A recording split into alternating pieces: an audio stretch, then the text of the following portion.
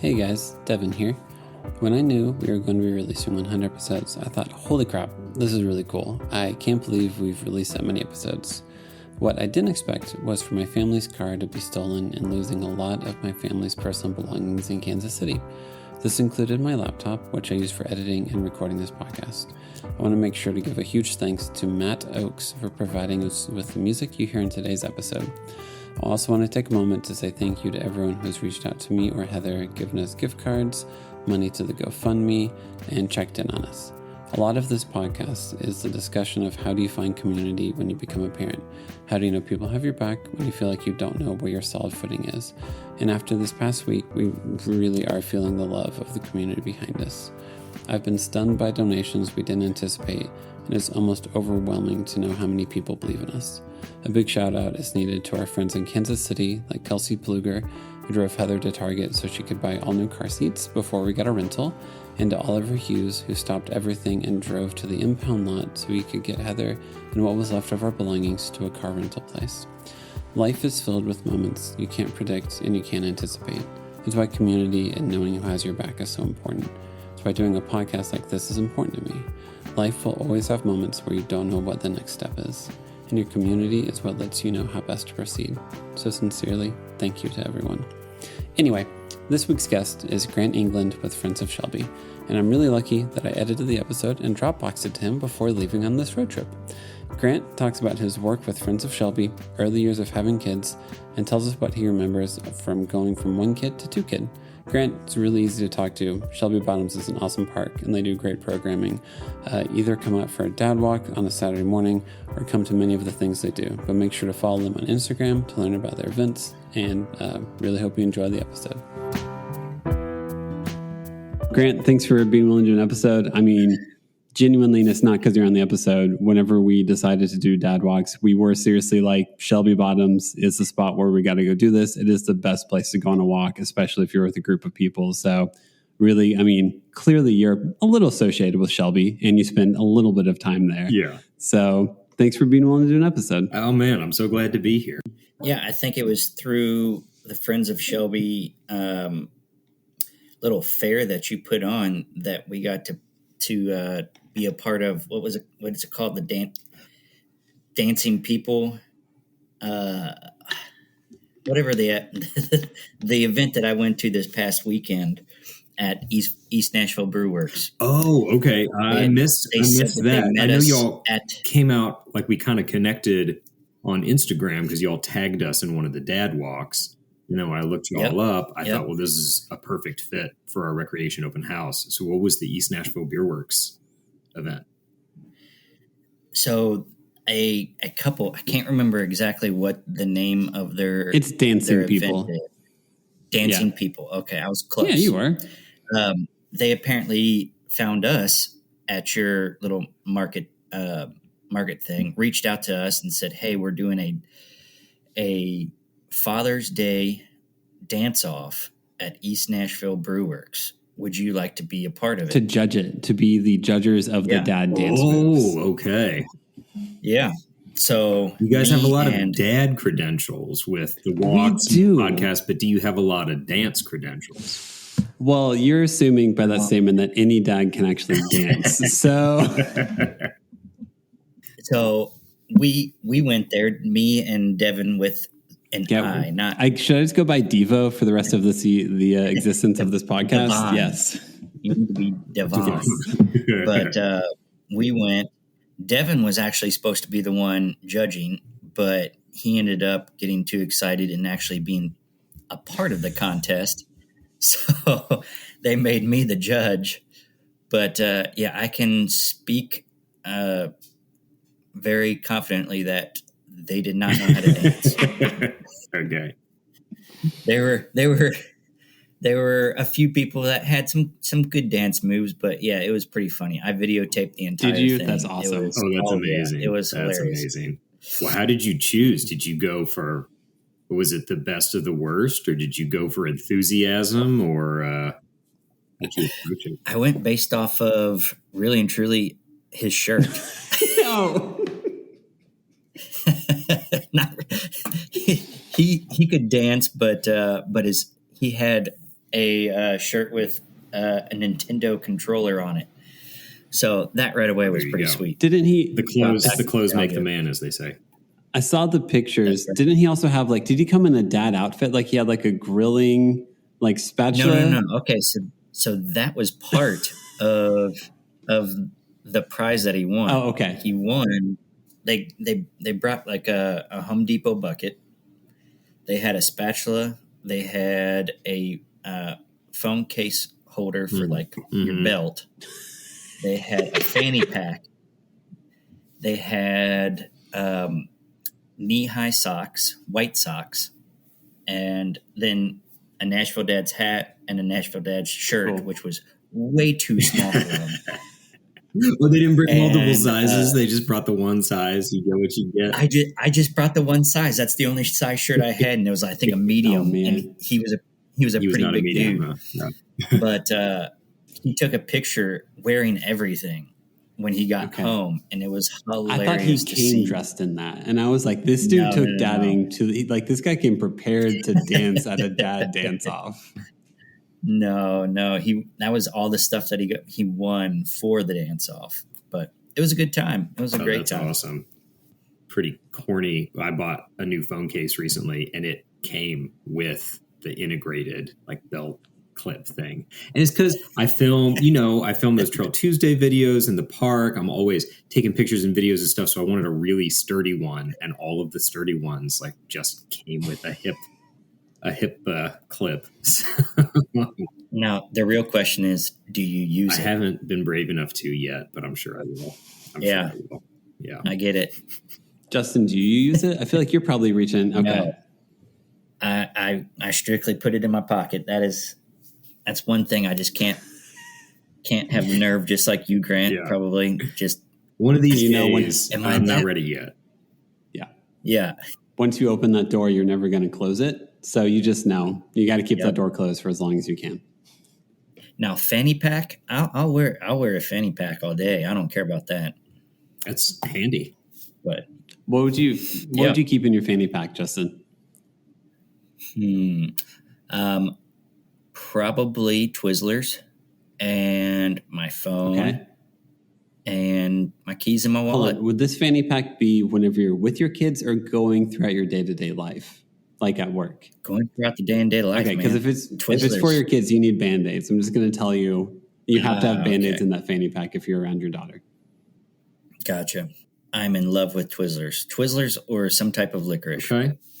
I could always be eating that.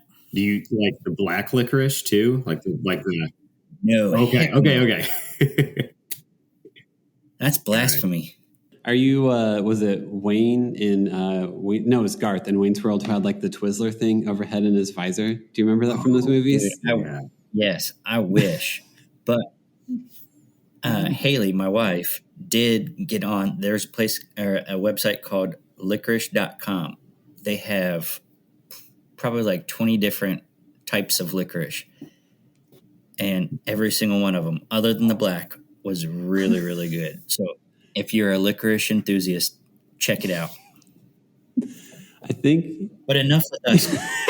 Grant, how did you start Friends of Shelby, by the way? Well, so I didn't start it by any means. I mean, how did you get involved with it? Yeah. Sorry. So, just, for anybody who's listening and not familiar with it, Friends of Shelby Park and Bottoms is the nonprofit that supports the park. And a lot of the larger parks in Nashville have a Friends of group. Lots of parks nationally do. So we're a nonprofit, and we work real close with Metro Parks, government employees, but we are a different organization. And that just lets the community support the park, right? Friends of Shelby's mission is to preserve, promote, and enhance the park. And we do that through park projects, everything from we're about to install new maps around the park. And we do trail maintenance and building trails. We just put, for all the dads out there, we just put that new swing set up at the Red Playground, right? The one by the Riverview Pavilion. That was long overdue.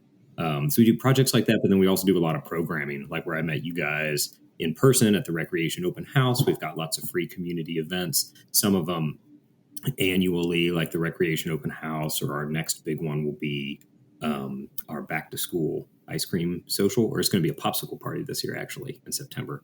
But then we do ongoing activities too. Like we have our Cornelia Air Park concerts, that happen throughout the summer. And then we've got weekly activities. Like I have a walking club similar to y'all. We've got a biking group. Nice. We've got, we just started doing art classes up at the community center. So anyway, all that to say, we have a combination of, promoting the park and getting the word out about just everything to do there, doing programs of our own, and then park improvements and enhancements.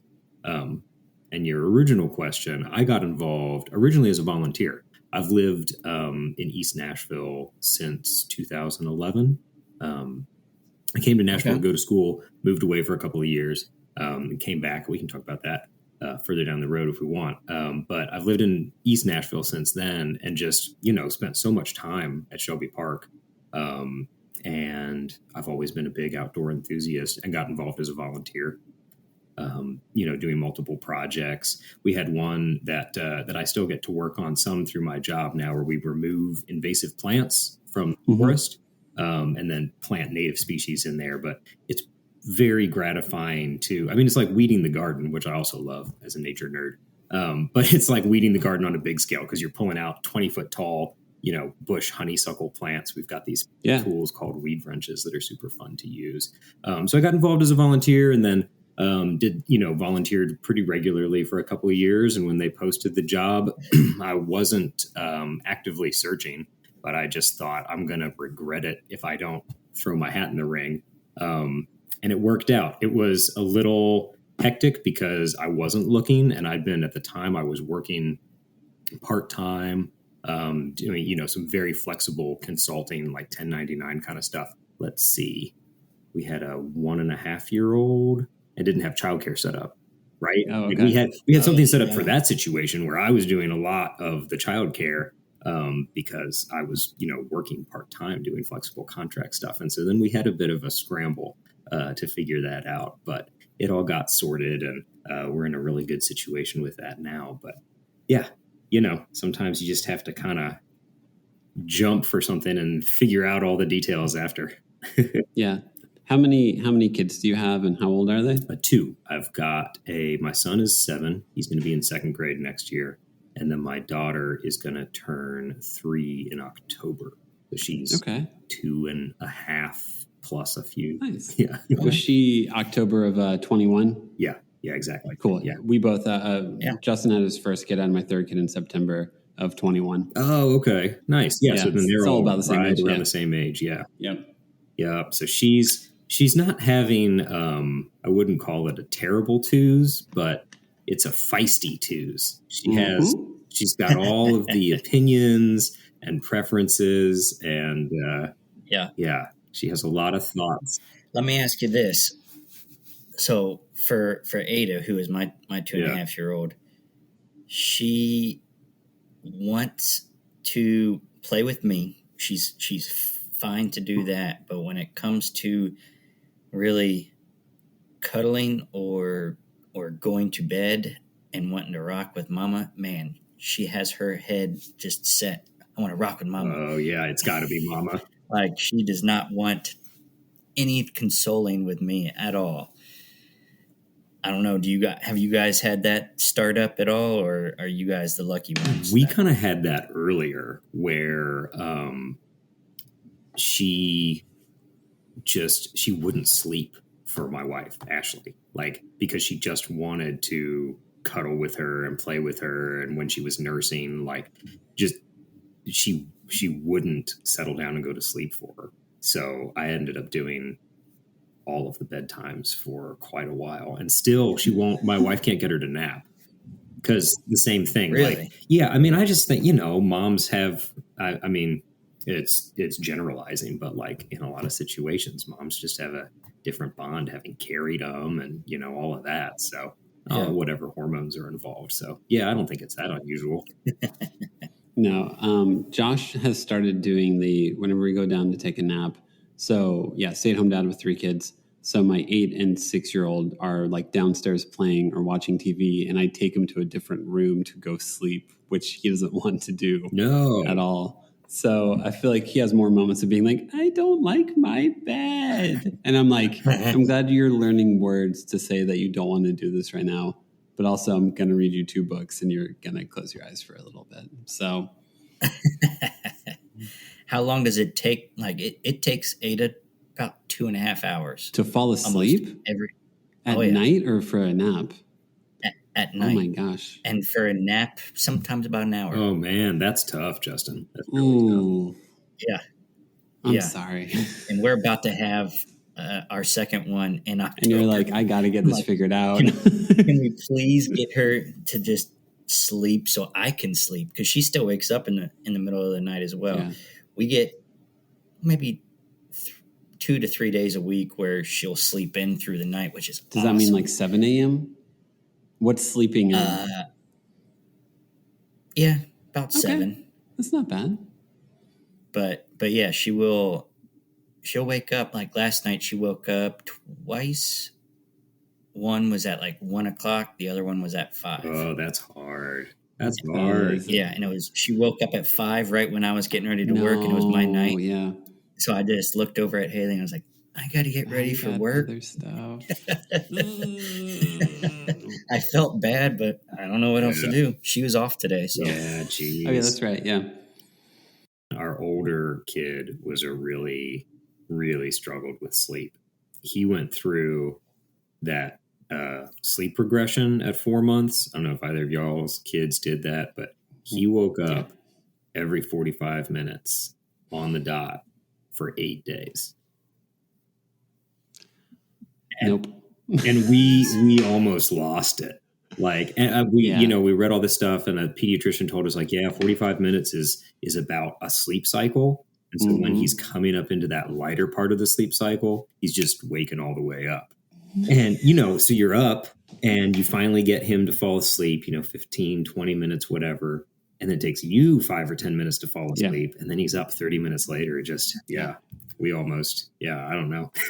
Whenever he'd wake up after being asleep for 45 minutes, was he like, let's go, I'm ready to play? Or would he like be like sleeping groggy and you'd have to like coerce him basically and going back into sleep? He'd be, it varied some, but usually that makes it worse. Fussy. Yeah.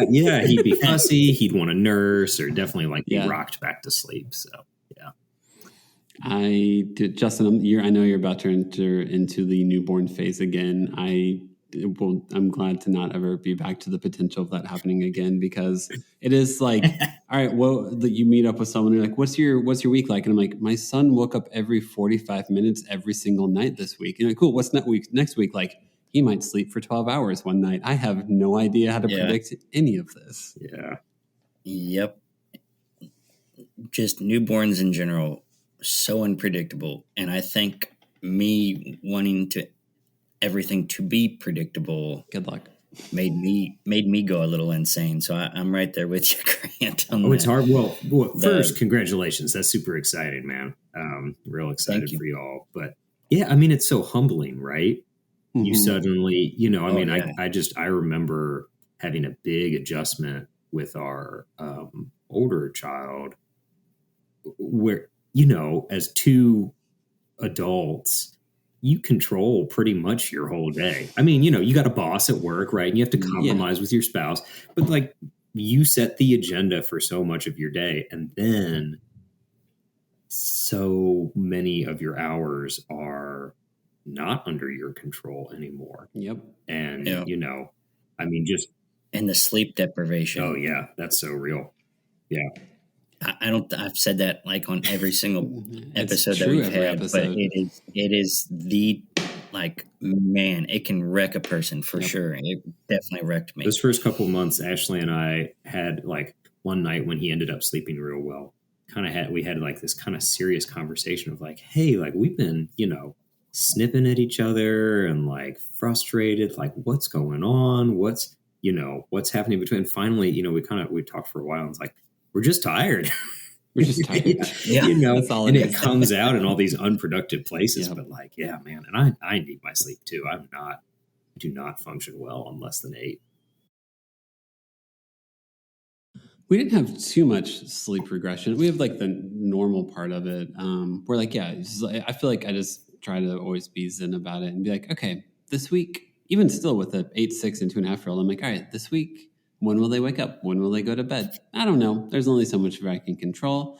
And just drink coffee and try.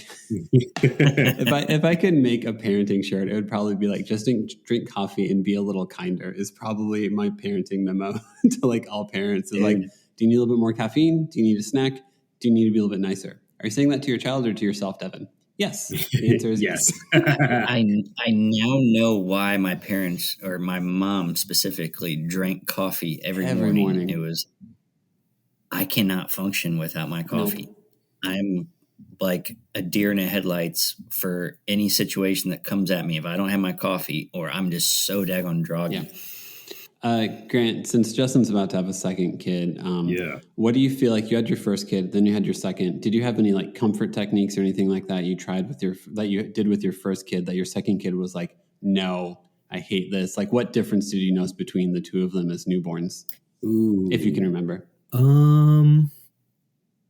Yeah, man, part of it is that the sleep deprivation, there's things I remember for sure. And then there's other parts where it's like, which kid was that? I feel so bad saying that. But it's fair. Yeah. Man, so our kids are definitely two different people. Like my son looks a lot like I did as a kid, and personality wise is even more so like me. And then our little girl is a carbon copy of Ashley, and in all these different ways too, like not just looks, but like their personality too. Like if my son falls down, gets hurt, whatever, he's really tender. He wants like to be wrapped up in a big hug and comforted. My daughter, if she falls down, does not want to be touched. She's like, leave me alone. I got it. Like, don't talk to me. She just, and that's exactly what Ashley's like too. Like if I step on her toe or something by accident, she's like, no, don't touch me. Don't touch me. Okay. All right. I've learned that over 12 years of marriage. Now I just know. But yeah. So they're very different. Like, and sleep. God, I'm trying to think sleep wise. With our son, he was a really masterful staller at bedtime. And eventually we hit a point where, we weren't doing like a cry it out, but we would, do whatever the nighttime ritual was and then just walk out and let him fuss for a little while. And he settled down. And that did not work at all with my daughter. Whenever around the same, like 18 months, whatever age, she called our bluff. She just fussed and cried for I think one time we let it go. I don't know exactly how long, but like longer than we were really comfortable with. It's like, she's going to get tired and fall asleep eventually. No. Nope. She did not. Yep. She won the game of chicken. Yep. That's totally Ada. She, like, we tried a little bit, me more so than Haley. Cause every time Ada cries, Haley's like, it breaks my heart. I have to go up. But yeah, it felt like 40 minutes of her just crying, and not crying or moaning a little bit. It is a wail. Snot out of the nose, tears all down the face. Yeah. A full body cry. And in the stalling, she will be like, and to this day, she still stalls of saying, oh, I've got to go potty. Okay, well, let's go potty. And then she'll sit on the potty and stare at you. And I'm like, are you going potty? She says, yes. And say, okay. And we wait like 5 minutes, and I'm like, okay, you've got to be done. And she's like, okay. And then she gets up and there's nothing. And I'm like, baby, don't say you have to potty unless you actually have to pee or poop. Yeah. And then she'll do that at least 2 more times. Like, okay, Daddy. Yeah. No, Miriam does the exact same thing. And I just don't even say anything anymore. Drives you insane, does it not? All right, let's go back. Yeah. Yeah, you don't want to discourage the potty training. No, you don't. You got these two things in conflict with each other. I know that we're talking about bedtime right now, but the craziest thing and the most proud thing happened 2 days ago. I'm out playing with her in the backyard. We come inside. I'm exhausted, so I lay on the floor.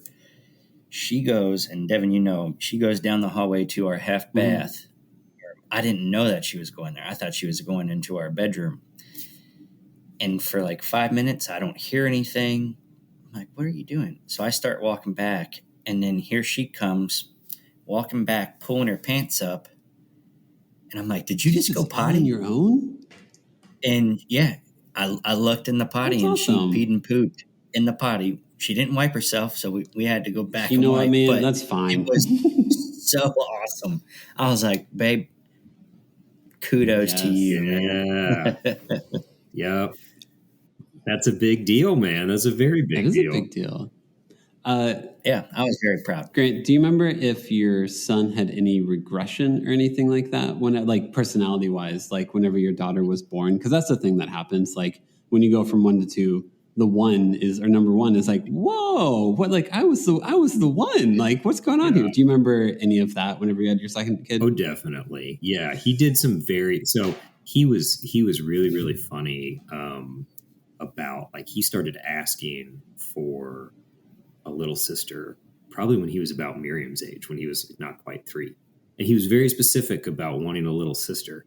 I don't know. We were out at a restaurant with one of Ashley's friends from high school. And he was telling all kinds of people then, like, I want to have a little sister. And he goes, well, what if it's a little brother? And Ezra says, well, if it's a girl, we'll keep her. And if it's a boy, we'll send him to the zoo. And everybody at the table laughed just like that. Oh, of course. And then he said it like 3 dozen more times. Just he added that to his tight 10, right? That made it in. And he did end up getting a little sister, so lucky him. But then, he had the very classic regression where he would do like baby talk and pretend to be a baby. And, I don't know exactly why that is, but maybe it's because they see this baby getting all this attention. It's like, oh, well, I can do that stuff too, Yep.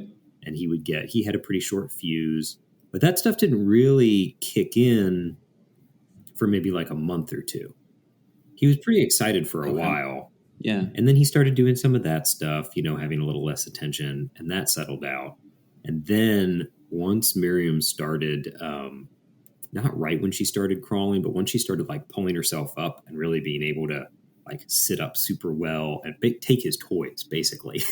Oh, yeah. Then he was he went through many months of not being such a big fan of the little sister. He went from like world's biggest fan I don't like her. Yeah. Can we take her to the zoo? Yeah, can we take her to the zoo? Right. We've got those little push button locks on the doorknob on most of the bedrooms. I had to switch his doorknob at one point because he was just locking it constantly so she wouldn't get in there. But he wasn't always strong enough to twist it and unlock it. So I had to change the doorknobs. He was so mad. You took my lock away. And I said, you locked yourself in your room. You locked yourself in, man. Yeah. You're 4 years old. Yeah. You're too young to be locking the door. What's the age difference again of your kids? 4.5 years. 4.5. Okay. 7. Yeah, it's a bigger age gap, I guess. They're in a real good spot right now because she can run and play and get into lots of stuff with him. And most of the time, he likes being the big kid, and getting to, I'll put you on the swing or push you on the swing, or he's always faster and stronger than her, so he wins whatever races or whatever they're doing. But he's very meticulous about some of his games, especially anything imaginary. He gets things really carefully laid out and set up, and what 2.5-year-olds do too. Yeah, they destroy. Yeah. That's all they do. Yeah, so that's an ongoing conflict in the house, but Yeah. Speaking of that, I think it was yesterday. My wife was making dinner. I was trying to put a chair together for our outdoor patio, And I was like, I'll just take her outside while I do that. Yeah, that's hopeful. Horrible, that's so hopeful of you. Just horrible idea. The first time I did it out back, and it was fine because she played in her water table and everything. And this one, I was like, I'll do it in the front porch. I guess because of the confined space, she did not want to play with anything of hers. She had chalk, she had bubbles, she had her bikes. Didn't want to play with any of that. She wanted the nuts and bolts to the chair and wanted to just throw them. And I was like, baby, we don't have any extras. I cannot afford to lose any of these. So, and then I got frustrated. And I was like, well, I'm going back inside. I guess we're not going to be able to do this. And Haley, God bless her, was like, keep her in here. Go back out. I really want that chair built. Can you please? I was like, I just need 10 minutes of peace. I love trying to build something with a kid. It always just reminds me that so much of parenting is saying thank you for things. You have no idea what a kid is handing you at the moment. Like, I feel like Josh will do that of like, I'll try to put something together and he'll hand me some part that I'm supposed to use like at the end of it. And he's like, here you go. And I'm like, thank you. Can I actually try to organize this before I start building it? Can you please put it back? Okay. And you just repeat that for 30 to 40 minutes. And that's what building anything with a toddler is like. Here you go. Thank you. Can you please put it back right now? Okay. 5 seconds later, here you go. And it's like, It's why did I think this was a good idea? Why this isn't him. This is me. But it is a good idea though. It is. Yes. He's not learning how to build a chair, but he's learning how to be helpful, even if it's not and to be actually part of something, helpful, right? Yes. Like I don't know. I mean, I don't know if you feel that way, but I definitely like the things that when I did that well with our son, he's learned how to be helpful in different areas. And then I can tell also some areas where I was kind of like, no, you just play with your stuff. Just don't, let me do this. He's less helpful. And so it's so hard to, you got to make strategic decisions, Patience. right? Yeah. Like, okay, this 15-minute job is going to take an hour. Yep. But it'll be help in the long run. Or other days you just have to say, I just need to do this. And, it's okay. He can just play with whatever for a while. Yeah. Well, I mean, it's it's really hard to realize that like you are basically setting the expectation of your child's role with every time you let them help out or tell them not to help out. So like I personally, like I don't really like set the dinner table. I'm kind of like, hey, food's in the kitchen. Everyone like come, I'll hand you a plate. Let's get food or something like that.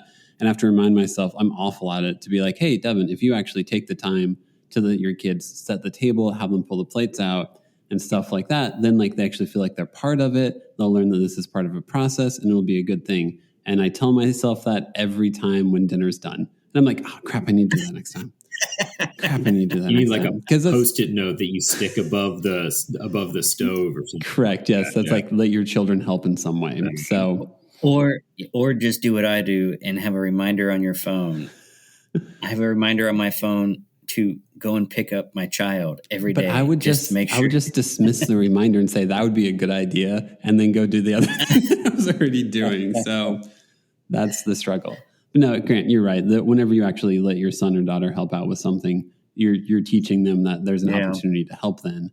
And if you're just like, hey, go play, go do something else, then you're telling them that's what's acceptable in that role and in that moment.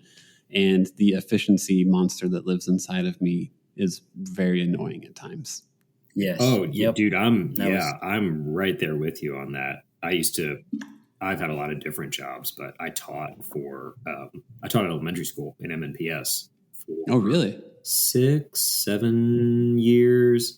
Yeah, and you're counting minutes at that job. You're like, I've got this many minutes to do this, and we move to this next activity. You got, things so planned out in a classroom. Like it's been really hard to turn that off with my own kids. Like some things from my teaching days translate to being a dad, but other parts like are antithetical to. I need to do the opposite of, because a classroom isn't home. No. And that's one of them for sure, is like, this doesn't have to be, don't make perfect the enemy of good, right? That's one of my mantras that I don't know if I get, but I keep saying it over and over. I'm a big believer of if you have a mantra, it's not because you're good at it or you figured it out. It's because you're just aware of how bad you are at it. So you need the constant reminder of who you don't know how to be. Yeah. Yeah. How'd you, I know you went to Vanderbilt. How'd you end up in Nashville? You're from Cincinnati area, right? Yeah. Because we talked about this. Justin, you're from like the same area as me, right? Northern Kentucky. I grew up in Erlanger. So. Okay. Villa Hills. I know exactly where that is. Went to Dixie. Nice. I lived like my young childhood in Pleasant Ridge in Cincinnati proper, and then we moved over when I was in middle school in Northern Kentucky. So okay, where'd you go to school? High school, I went to Covington Latin. Oh, that's right. I remember that. You were. That's a smarty pants. Yeah. It's Devon or Devon. I can't remember which you were going. It's Devon for this episode. Yeah. My high school was a really, really quirky, small Catholic school that specialized in kids who had skipped grades. Oh, okay. So I graduated high school at 17. Some of my classmates graduated at 16. It was very odd. That's insane. It was very odd. Yeah. My high school had a nursery because so many students got pregnant. It's a little different experience. There you go. Yeah. Yeah. Mine was basically to that point for a minute there. It was a little ghetto, but yeah, one of my friends in elementary school and middle school went to Cov Latin, skipped like two or three grades.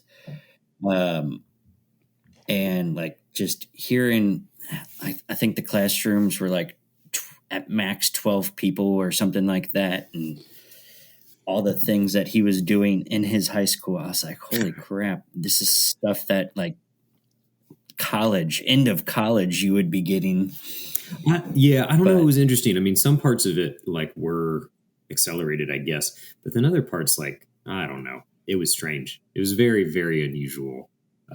I think it would have helped a lot of kids who went there if they'd not skipped grades, but had an option to like, I mean, I don't know, like I've known older friends who have kids in high school who have done, like part-time at a community college while they're in high school, or having more advanced classes and stuff. Cause you're just not ready for a lot of the social aspects of college at that age. Yeah. No, not at all. Anyway, so then, I came to Vanderbilt to go to school, and that's where Ashley and I met. She went to grad school at Wash U in St. Louis, so we went there for 2 years after we graduated, and then came back to Nashville after that. And that's when we moved to the east side, which was kind of neat because I'd lived in the, like Hillsborough, West End kind of Vanderbilt bubble right there. And then moving to East Nashville was almost like moving to a new town.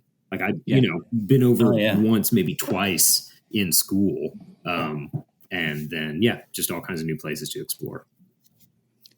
And now it's the cool hip place that it is now. I mean, because I moved there. So that's probably what everyone's like, oh, Grant's over here. Yeah. Did you become a Cardinals fan at all living in St. Louis for 2 years? I'm not a baseball guy. You better. Okay. I'm gonna say even if you were a baseball guy, you better not. Reds, Cardinals. I mean, Justin and I grew up in a pretty well. I don't know if you follow. I'm from Evansville. Yeah, because that's not. So I mean, I'm from Don Mattingly's hometown. So like, I feel like Yankees, Cubs, or Cards is what everyone ends up being. Okay. Well, the Cards beat up on the Reds our entire childhood. So basically, if I was going to like baseball, I wouldn't like the Cards. That's fair. Yep. I'm right there with you. I always despised the Cardinals. I'm a college basketball fan. Is probably the thing I like to follow the most.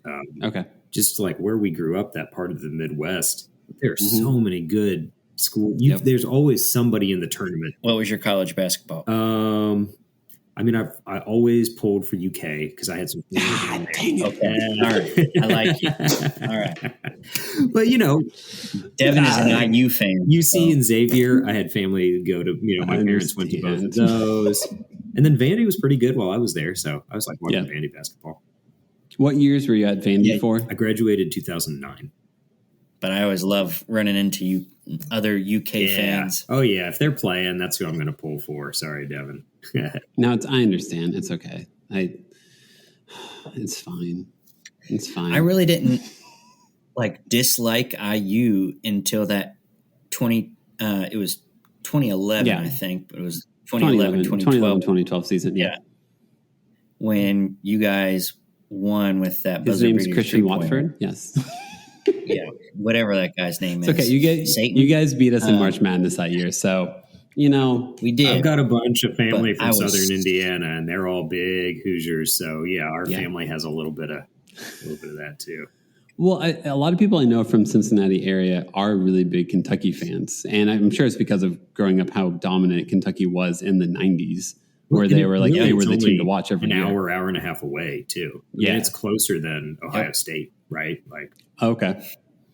That's the one thing we can all agree on. Grant, I'm glad you aren't an Ohio State fan. That's really Yeah. I mean, I'm just trying to steer us away from discussing invasive plants in Tennessee for like 20 minutes. We talk about that all the time as well. Oh, is that one of your things too, Justin? Because Devin, you opened the can of worms. Listen, my wife did the Master Gardeners of Davidson County thing. She didn't do all the volunteer hours to be officially a Master Gardener. Yeah. So I did the same thing. Tell her she can volunteer with Friends of Shelby anytime if she needs to scoop up some extra hours. We've got stuff. We lived really close to the zoo, so we always were like, she should go to the zoo because the old like farm area there, their farm, is part of it. Yeah. So I was on a road trip, a family road trip, and I didn't realize how much I was talking about it. But all the highway, mowed grass on the side of the highways and the clover leaves and all that, like that's just immensely wasted space in my mind. There's no reason for it to be lawn grass because nobody's playing sports or picnicking on it. I'm like, that should be like a prairie or a meadow. And you see that every once in a while, right?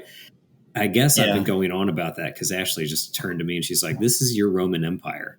And I didn't know that phrase either because she keeps up on pop culture more than me. So when she explained that, that's my Roman Empire. I want to turn all of the clover leaves into little pocket prairies. Or plant them with trees. It's just a total waste of space, and then we have to mow them and all of this waste of fuel. Yeah. So anyway. Yeah. Well, it's that way, because they're like, well, we've got to give these guys work, or they're just going to be sitting around. So let's just like all the maintenance guys. I guarantee that's a big portion of it. I'm sure there's plenty of stuff that the maintenance guys can help out with, and they can learn. They can plant the pocket prairies and maintain them. There you go. I've got lots for him to do. Send them to Grant. He'll take care of them. Well, heck, man, you do take on volunteers? Oh yeah, all the time. I'm really, really proud of our volunteer program. Actually, that's one of the other parts of my job is helping oversee that. And we had over 1,700 people volunteer in the park last year over the course of the year. Wow. Yeah. Yeah. So part of our company culture. So I'm over top of Peachtree, which is in Nashville, but we have many other branches, and we have a CFO and CEO that their culture is giving back and volunteering on a local level. And so, we'd definitely love to get involved with that. That'd be awesome. Yeah, send me an email. We can get it all set up. We have, company groups, corporate groups, volunteer all the time. And then we have other events that are open to the public too, that people, can just sign up for. But love to talk about that. Yeah. Yeah. We've volunteered for the 2020 tornado. We just did a lot of cleanup work, brought our dump trucks down there and just cleaned up a lot of the debris and then just took it to a dump site. And then the smaller tornado that happened in like the Madison Gallatin area, I think it was like December of last year, one of our properties got hit and had a whole bunch of trees and debris and everything. And that's what we ended up doing for that as well. So we're always looking for something to help out with the community. So that's awesome. I'll definitely bring that up. Yeah, please do.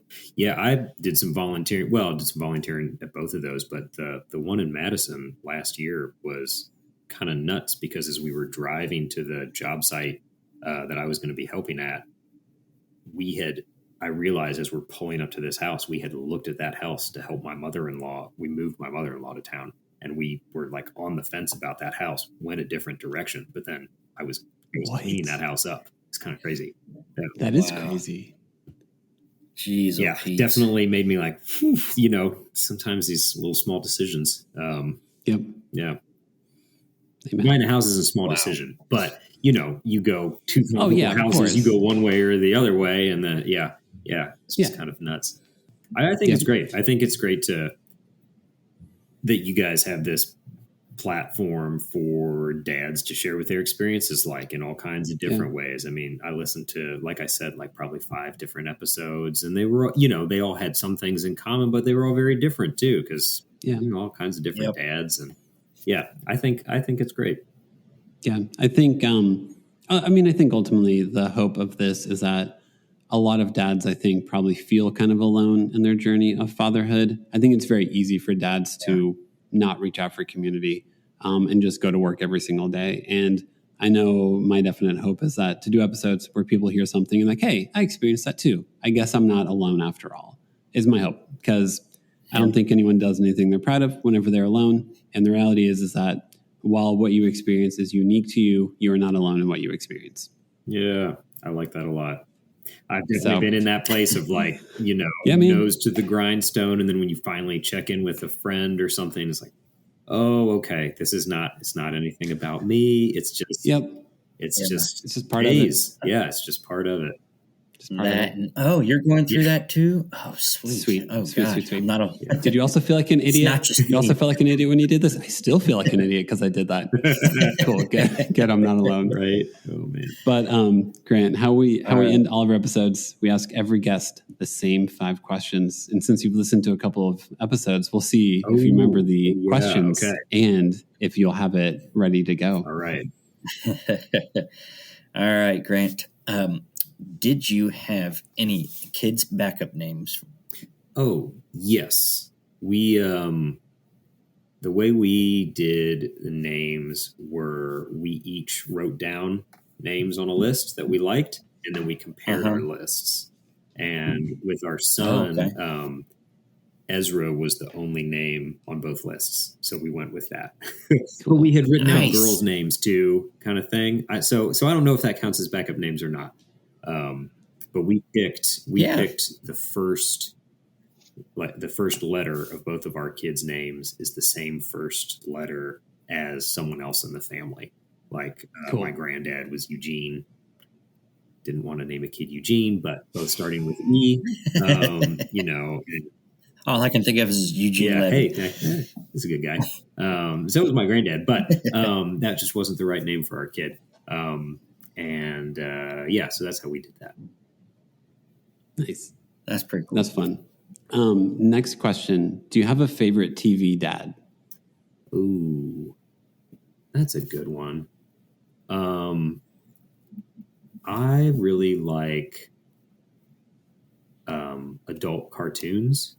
So I'm probably going to go with, I can't decide between either Bob from Bob's Burgers or Hank Hill from King of the Hill.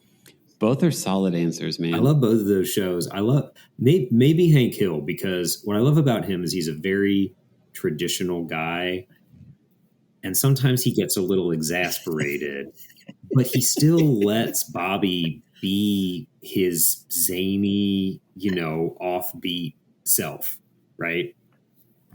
Like he just shakes his head sometimes, but he lets him do his thing, and I mean that's a good reminder for me. He has no idea what Bobby is saying pretty much the entire time, but he doesn't love him anyway. That boy ain't right. That boy ain't right. That's awesome. I think we've had Hank Hill, I think, 1 or 2 other times also. Okay, solid. Because he very much loves his family a lot, even if he has no emotional range at all. Yeah. All right. Next question. Do you have a least favorite kid show that your kids are watching that you're just like, please God, no. Michael Scott. One that they are watching, or just least favorite hands down? In general. Or just in general. I'll give you both. How about that? Yes. My least favorite hands down it's not Cocomelon, it's Caillou.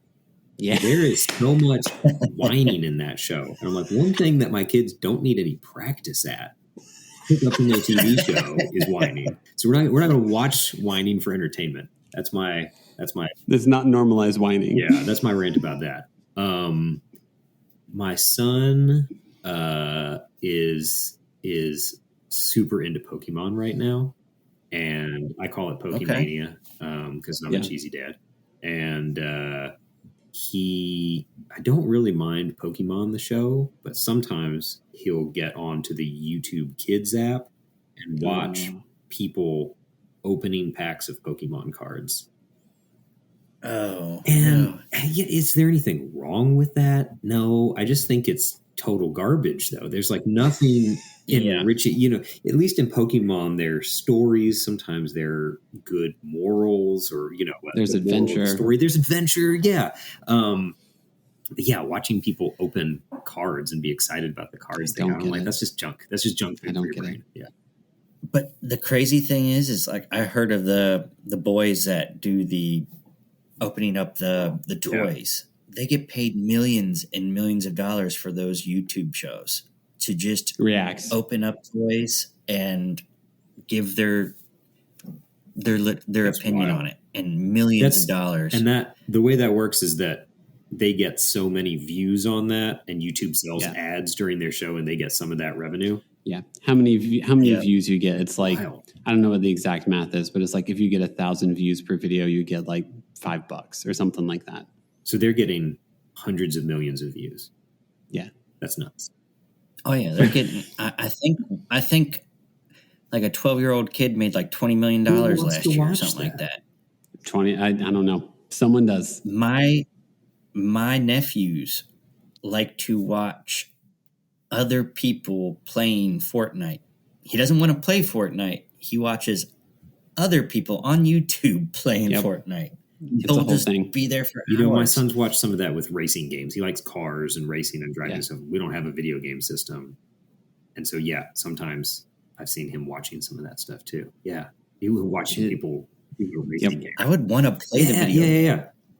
It would drive me insane not to be able to play it's so funny. It is definitely the thing that like is our generation's like, what are these kids doing these days?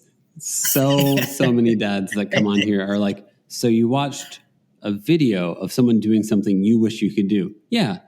That's the weirdest form of envy. Is that envy? But you were happy with it? Do you want the toy more now? No, it's just a toy. So you're enviously detached? I don't understand. I don't understand how this works. Yeah.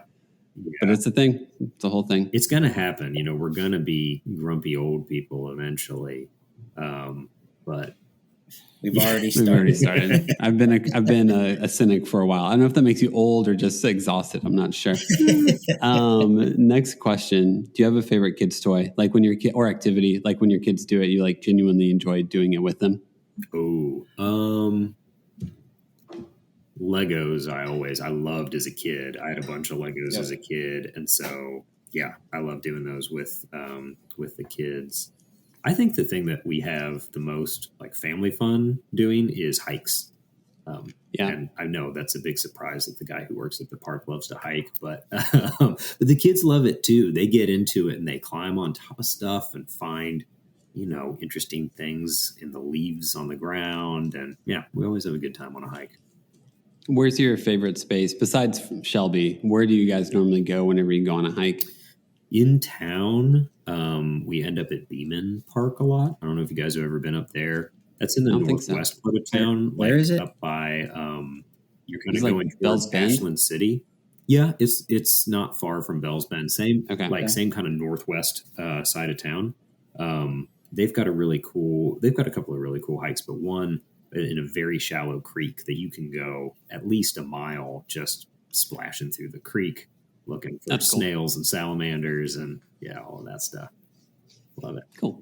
That's trying to teach them how to skip rocks. That's always fun for everybody. That's fun. Yeah.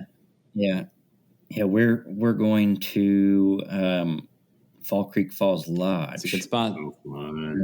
At the end of July. So hopefully we'll have a lot of fun. That's awesome.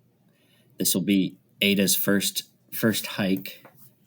And I'm hoping that I can't remember how far in you have to go to get to the falls, but I'm hoping it's I think there's a couple of options. Like there's long ways, but then there's also like quick approaches that you can definitely get her to the waterfall. If you go to the nature center, they have a spot where you can walk down, where you can stand near what is more or less a waterfall, but it's like not the biggest waterfall. And they have spots where like there's a long bridge that goes over it, so you can walk across that. They've got a couple spots there where you can see waterfalls. And then there's another option where you can do like maybe a mile, where you walk in and you stand like next to the top of one. So go to the like nature center, like the main nature center in there, and it'll is where you'll find like a good majority of all that stuff. Nice, sweet. Hope you guys have a blast. We're so lucky. We got such a good state park system. We're lucky. Yeah, man, there really are so many. I mean, just even within the greater Nashville area. Yep. There's so many parks. All right. All right. Next question. Moment of your kid's life you were most excited to be a part of. Ooh, that's really tough. That's tough because every age, at least, so far, I feel like every age has challenges, but then just awesome parts too, right? I think I'm really excited. I don't want to rush through any of it, but I'm really excited for when the kids are teenagers and are kind of not like 13 when you just are totally mixed up, but like 16, 17, and you're kind of figuring out what your thing is. At least that's how I felt around that age. And if I look back, I was like, I can start to see, I can see pretty clearly the things that put me on certain paths for where I'm at now. I think that'll be exciting. Yeah, it is. Cool. Yeah.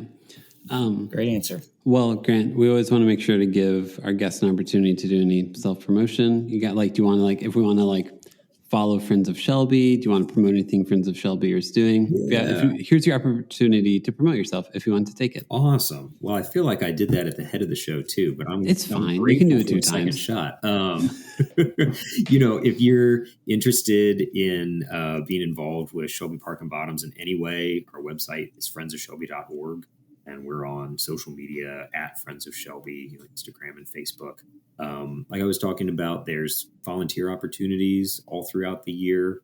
And then we have I'm biased because I organize a lot of them, but we have a lot of fun, free community events that we do throughout the year. We have a lot of really fun music in the park. In the spring and fall, we have Fridays by the River, which is a beer garden, pop-up beer garden with East Nashville Beer Works. You talk about their Father's Day thing. Sweet. So that happens in the spring and fall, 6 weeks in the spring, 6 weeks in the fall. We have live music and food trucks out there. And then depending on when this episode airs, throughout the summer, we have concerts called the Cornelia Air Park concerts. Have either of you guys been to the Cornelia Fort Air Park before? I have, yes. It's awesome. Yeah. So, decommissioned airfield with the runway. We have a concert series out there where we open up one of the hangars and set the stage up in there, and the band plays out of the hangar to the runway where everybody sets up. That's cool. And we've got, have you been out to one of them, Devin? I haven't been to one of the concerts. It's a great place for your kids to learn to ride a bike. Oh, yeah. So that's mostly what we've been out there for. That's where we learned to ride a bike, for sure. That's cool. Yeah. I've gone to the Friday. I went to at least one of the Friday East Nashville Beer, Fridays by the River. I went to at least one of those this past year. Nice. And both of those events are fundraisers for us, but they're cool. All local music and local food trucks and beer and wine, and those are all a good time. So there's something for everybody in Shelby between live music and fun events, and then the outdoors and dad walks every Saturday morning. There you go. Bringing it all back full circle. Yes. Well, I want to make sure to say thanks, Grant. You've always been super supportive of us. You've always been trying to be like, hey, how can I help promote you guys? So thanks. Yeah. You invited us to the open house this year. You've been very hey, how do we connect more? How do we lift each other up more? And it helps out a ton. I don't think we would have been able to judge the dad dance-off this year without being associated with you guys and you guys helping promote us and us helping promote you. So thank you. We really appreciate it. Oh, that's awesome. Well, I love what y'all are doing. And, anybody, my whole mission is to connect people to the land and water. And you guys are getting people outside into the park. And I love that. So, we got to stick together, That's right, man. Yeah. But thanks so much for having me. Thank you so much, man. Yeah, it's been a blast. Really glad to be a part of it. Thanks again for listening. Please make sure to follow us on Instagram at the Nashville Dads, and make sure to follow us wherever you listen to your podcast, and please give us a rating as well. Thanks again to Matt Oakes for providing the music for today's episode, and we'll catch you next time.